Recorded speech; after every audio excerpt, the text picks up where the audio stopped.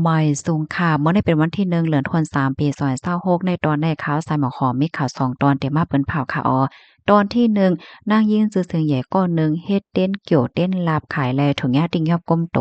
ย่ายืดเอาป้าโคกของเงินคำข่าวเที่ยงตอนหนึ่งค่ะหลวนแต่เกิดจังหาเกิดกล้วยปอตานว่าอายุเลย3-6เดือนเยาว์ก็ใหญ่แต่ก็ใหญ่ว่าในออนตั้งเปิ้นได้ก็มาถมด้วยข่าวโหในออนตั้งค่ะเมื่อวันที่28เดือนธันวาคมที่2ปี2026ในมีข่าวง่าวออกมาว่าตรงวงอันยุ่มย้ำเกี่ยวเลยลองเต้นเกี่ยวเต้นลับว่าสังว่าจังไหนในลื่นหลังมาจังไหนค่ะ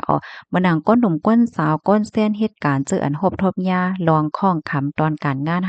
ตั้งหักตั้งแป้งลองไม่ใจตาอานากาศมื้อนาและจังไหนเหเข้าในก็อ้อนกันกว่าซื้อเต้นตึงก่าวย้อนสู้ดีอินฟลูเอนเซอร์จื้อเสียงใหญ่ลื่นหลังในขณะเปิดตาให้นาการตางานเข้มตั้งหักตั้งแป้งเข้มมาจื้อก็เปิดตาให้ก็ฮักเก่าในไหวพอขึ้นมาจู้และจังไหนค่ะแฮวก็อันเป็น influencer ก็ในเขาก็ลาดว่าเพราะว่าเอาเต้นในกว่าไตกว่าโก้กายกว่าหางจังไหนยาวไหนติเฮ็ดให้เพราะว่าจัดปานได้เปลี่ยนไปหลากหลายหลีมาหลายเฮ็ดจังไหนนั้นขนาดเนาะมันนางได้ก็จื้อห้องว่าหลีจั่วฝานไหนค่ะมีผู้ติดตามในหมอก600,000ก็จังได๋ค่ะมานั่งยามออกรายการ Reality Russia ค่ะเมื่อพ้องนั้นก็รายการอันนี้เขาก็เปิดตื้อตั้งให้เปิดมาแข่งขันมันจังว่ามาอุบมาลัดลวงโตเจ้าเก่าว่าสังว่าเฮ็ดจังแนวเนาะมานั่งเนี่ยก็กว่าลัดว่ามานั่งเนี่ยมีป้ายใจที่อันอำโยโยจางโฮจางหันไลอันเปิ้นอำหันจางเฮ็ดไตเต้นว่าไม่ข้อไม่เกี่ยวว่าสังว่าเฮ็ดจังไหนไลเฮ็ดไหนค่ะเนาะว่าเห็นนั่นมาเนี่ยก็มีเปิ้นสนใจเหนอมานั่งในตั้งนำตั้งหลายไหว้หลังเสมานั่งปอกมากขึ้นตีเมืองแขย่าวในมานั่งก็เฮ็ดเต้นขายค่ะนะเต้นในก็หางเคิงเป็นลายหลายๆเมียวค่ะเนาะลายหมอกไม้ว่าลายไหวไม้ว่าจังหนังเฮาหันตีในแค่พังในยาวเหลือเสนั่นก็ซะมีปานน้ำมันหอมให้เนี่ยนะมานั่งก็ลาดว่าเต้นในมีอยู่หลายๆเส้นว่าได้เป็นเต้นเฮ็ดให้นาการตางงานเข้มตั้งหักตั้งแป้งหลีเก็บหอมตอมจูเงินต้องไหลว่าสังว่าเฮ็ดจังได๋น่ะเนาะสังว่าพุ่นไหลไผเสมว่ามาซื้อมาหังกว่าไตกว่าโกไก่เพราะว่าในจึงติเฮ็ดได้เพราะว่าจัดปานในหลีมาได้ค่ะเหลือเสนั่นก็ก้นเจออันหอบทมยาลองของคำลองตั้งฮักก็ฮักปลายแปดว่าผมมีปลายแปดแล้วจังไหนก็ไตเตียนเหี่ยก็ห้องปอกมากขึ้นก็ไล่ลูกก่อนในค่ะว่านะกาขันมาได้แต่ก็แต่ตี2เฮง8ปาก88หยวนตรงเงินไทยอยู่13,000เฮงวาทค่ะมังเซียนซ้ำกาขันในขนาด7เฮง8ปาก88หยวนตรงเงินไทยหมอก36,000วาท36,000เฮงวาทจังไหนลูกกวนยาวไหนนอกเลอเซกลก้าตั้งขายเต้นว่าสวัยเฮ็ดจังไหนยาวค่ะมานั่งไหนก็ยังเปิดโดยเปต่างกาล่าตั้งออนไลน์เฮ็ดคลิปวิดีโอปืนแพร่ว่าหังว่าเฮ็ดจังได๋ป้าเถียงลูกกวนเนี่ยค่ะมานั่งในเฮ็ดสร้างจังได๋เหี่ยวก็มีเงินเข้าตั้งนำตั้งหลายคะนะมอค่า10ล้านหยวนอำนั้นก็ตรงเงินไทย2ปาก25ล้านบาทจังได๋ลูกกวนเนี่ยค่ะก้อยกะว่าเรื่องสุดเนี่ยมันนางก็รอดนั่นขนาดน้อยย้อนก็เพราะว่ามีลูกค้า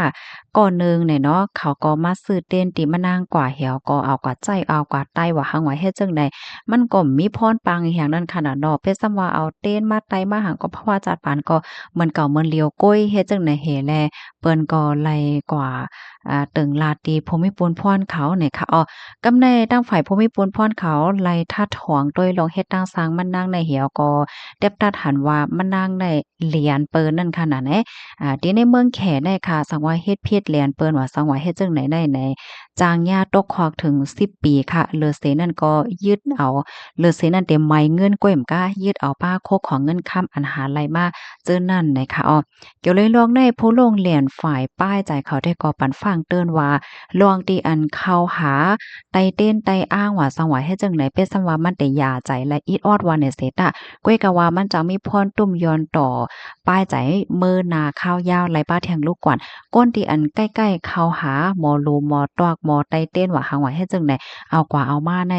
เต็บตัดสินใจหังก้อยก็เหลียวไหลยาวในค่ะเนาะเพราะว่ามีลองมีตั้งอีหยังมาก็เข้าหาแม่หมอปอหมอเฮ็ดจังได๋ติ๊กติ๊กก้อยเฮ็ดไหนค่ะพี่น้องค่ะถ่อมข่าวโหนยาวหันเถินจังหือพองค่ะข่าวตอนนั้นๆค่ะวนวันเลยตอนสอนอยู่2ตอนตอนดับพี่น้องใต้เฮาเนี่ยค่ะเนาะข้อที่1แน่ จึงหนังว่ากว่าค่ะเนาะเพราะว่าผู้หลายไผที่มีตั้งตกอกตกใจในการที่เข้าหาเนี่ยมันเดจ่อยแล้วก็โจเกียบก้อยเนี่ยค่ะเนาะก้อยกาข้าวยาวได้ก็มันจังมีพรตุ่มยวนเนี่ยค่ะนะอำสังทก็จ้างเซเงินนำจ้อมห้าเนี่ยก็ย่อก็แทงตอนหนึ่งก็ตอนด่าก้นหมั่งเจอค่ะเนาะที่อันเฮ็ดออกมาเต้นห้าอำนั้นก็เคิงใจโคตื้ออันหยุ่มย้ำว่าพ่อสู่ใจเอาสู่ได้มีจุกมีลาบว่ามันมีพรเหลียจังนั้นจังใดว่าในสร้างถูกเพราะว่าเปิ้นกว่าเติงลาดไหนจังอย่าเอาตั้งพิษไรเนี่ยค่ะเนาะ เพราะว่าเนี่ยเอาตั้งพีดเหย้าในเปิ้นซ้ำเต็มไม้ก้วยมกาโคกของอันใส่เอ็นใส่แห้งเฮ็ดหามาปีเหย้าข้าวหึงก็ซ้ำจางยายึดเทียงเฮ็ดไหนค่ะเนาะอันนี้ก็ปันฟังถึงพันการค่ะเนาะ